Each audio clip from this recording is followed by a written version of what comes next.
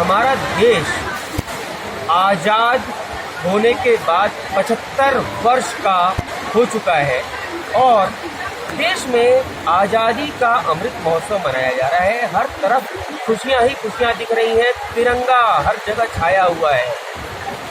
एक ऐसा अवसर जिस समय पूरे देश में देशभक्ति का जज्बा लोगों के अंदर पनपता हुआ, उभरता हुआ नजर आ रहा है।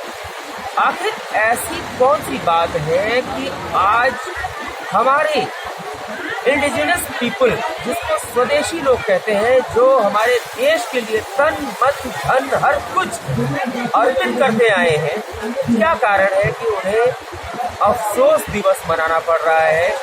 इसी बारे में बात करने के लिए हमारे साथ हैं भूषण टाना भगत। आइए जानते हैं उनका क्या कहना है। भूषण जी, अभी जब हमारे देश को आज़ाद हुए 75 वर्ष हो चुके हैं, पूरे देश में खुशियों का माहौल है, तिरंगा लहराया जा रहा है, क्या कारण है कि आज आप एक शोक दिवस, अफसोस दिवस मना रहे हैं? क्या कारण बताइए जरा। सबसे पहले तो आपका चैनल को नए दिल से मैं जोहार करता हूं और आज 75वें वर्षगांठ के शुभ अवसर पर मैं आपको जय हिंद। बात यहाँ पर ये होती है कि देश आज 75 वर्षों के बाद अमृत महोत्सव मना रहे हैं। ये अमृत महोत्सव किसके लिए मना रहे हैं, यहाँ से सवाल खड़ा है। अब देखिए, जब गणतंत्र दिवस हो या स्वतंत्रता दिवस 15 अगस्त हो, हम सभी जब एक दिन में ये त्योहार मनाई जाती है तो उसका एक खुशी का जो माहौल होता है उसको बयां करने लायक नहीं होता। आप चारों तरफ देखेंगे इसका एक अलग रूप देखने को मिलता है। लेकिन एक अमृत महोत्सव के नाम पर 3 दिनों से पूरे देश में ये तिरंगा झंडा को लहराया जाता है। ये ऐसे लोग लहरा रहे हैं, आप बहुत ऐसा जगह में देखे होंगे, देखने से ऐसा लग रहा है कि सीधे सीधे तौर पर तिरंगा का अपमान किया जा रहा है। हम तिरंगा को बखूबी पूजते हैं, उनको दिल से लगाते हैं और सैल्यूट करते हैं, लेकिन आज इस अमृत महोत्सव के शुभ अवसर पर तिरंगा को कहीं न कहीं पर अपमान करने का एक साजिश हो गया। ये कारपोरेट घराने को, ये पूंजीपतियों को,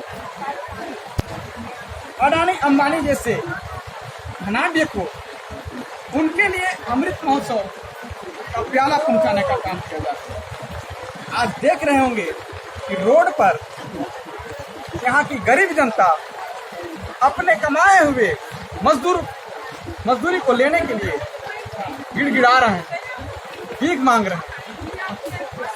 संविधान को बखूबी पालन हो, इसका गुहार करने के लिए हम सब बैठे हैं, बावजूद इस पर अनदेखी की जाती है। तो ये अमृत महोत्सव का उद्देश्य कहाँ पर सही खरा उतरेगा, ये सवाल खड़ा होती है।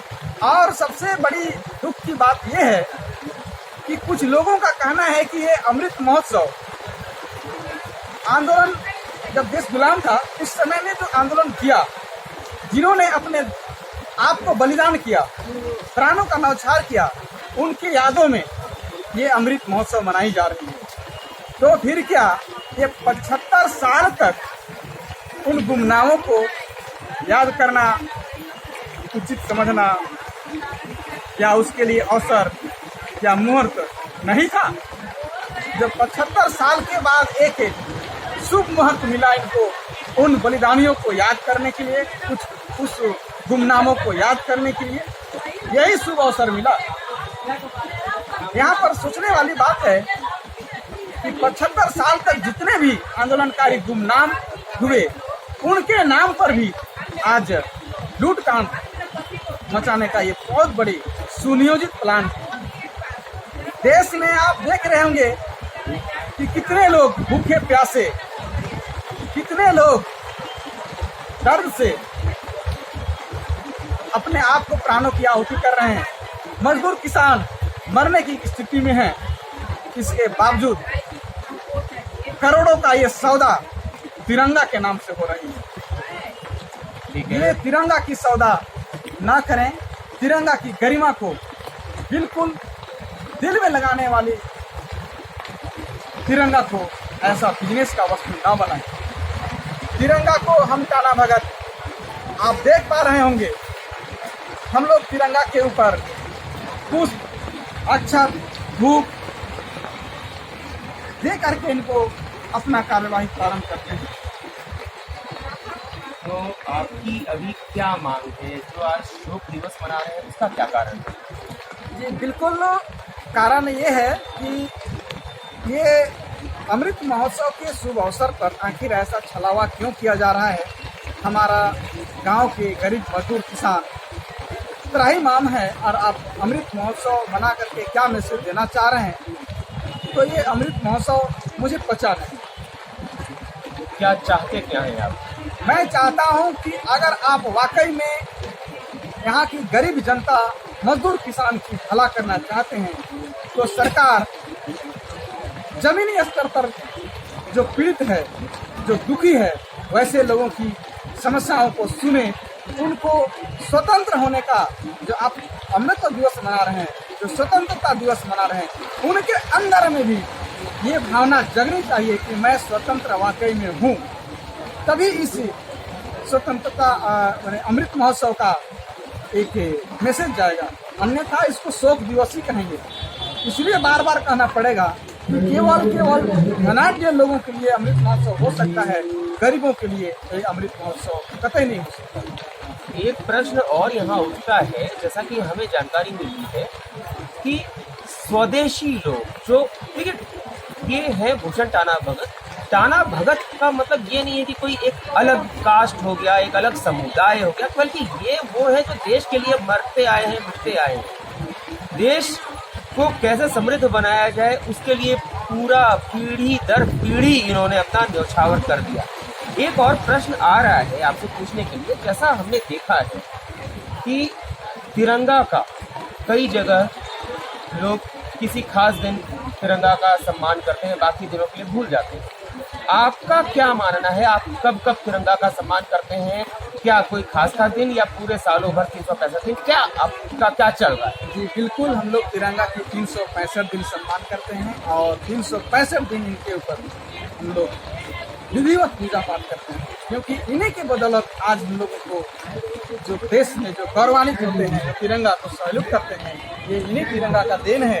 ये चरखा वाले जो तिरंगा आप देख पा रहे होंगे, ये इस तिरंगा की देन है कि पूरे देश में आज हम लोग उस तिरंगे को सैल्यूट कर रहे हैं। आज हम लोग इस तिरंगे को 365 दिन लगातार पूजा पाठ करते हैं। 365 दिन हम इनको विधिवत सम्मान करते हैं। हम लोग आप देख रहे होंगे कि साथ साथ में ये सफेद झंडा है। ये सफेद झंडा हमारा ईश्वरीय शक्ति के द्वारा प्राप्त झंडा है। साथ में हम लोग तिरंगा झंडा को रखे हैं। इससे साफ स्पष्ट हो जाएगा कि हम अपने ईश्वरीय शक्ति के जैसा इस झंडा को मानते हैं। मतलब इस झंडा ही हमारा आत्मा है, ये झंडा ही हमारा सब कुछ है। यह झंडा का अपमान हम भक्तों का, देशवासियों का सरासर अपमान मानी जाएगी। ये मैं इसलिए बोल रहा हूँ कि जो लोग देश की सम्मान को आज भंजाना चाहते हैं, ये क्या वास्तव में देश के नागरिक हैं कि नहीं, ये सवाल मैं खड़ा करता हूँ। क्योंकि भारत की संविधान में कहता है, ये नागरिकता कानून के अधीन कहता है कि जो संविधान का अनुपालन नहीं करेगा उसकी नागरिकता स्वतः रद्द मानी जाती है।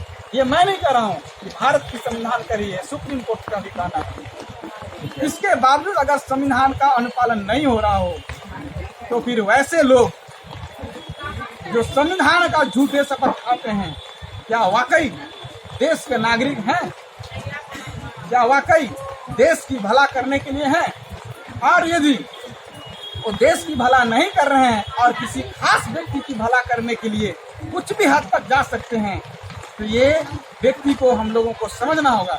ऐसे लोगों से हम लोगों को सावधान होना होगा और बहुत जल्द हम लोगों को एकजुट होकर के इन इन मुखौटों के साथ हम लोगों को एक नया जन आंदोलन करना होगा कि आखिर हमारे देश के साथ इतना बड़ा छल करने वाला ये राजशाही तंत्र कहाँ से प्रवेश किया।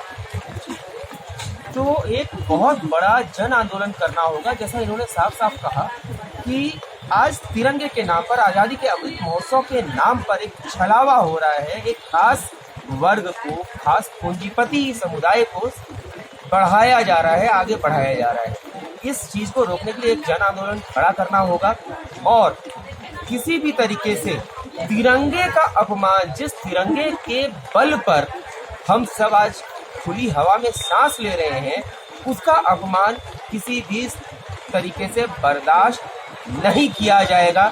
मैं सही कह रहा हूँ? जी बिल्कुल बिल्कुल, वे हमारे देश के नहीं हो सकते हैं।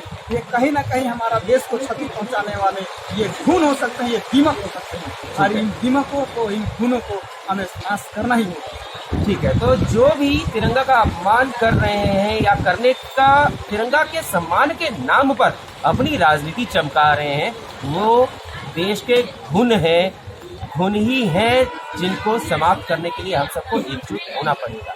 ये भूषण टाना भगत से हमारी बातचीत थी, जिसमें बहुत सारी बातों का खुलासा हुआ।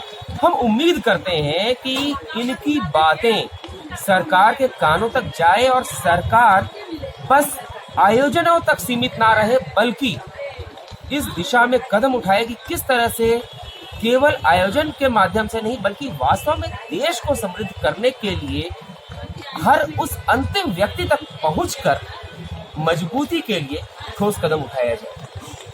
Bureau report, Ranchi.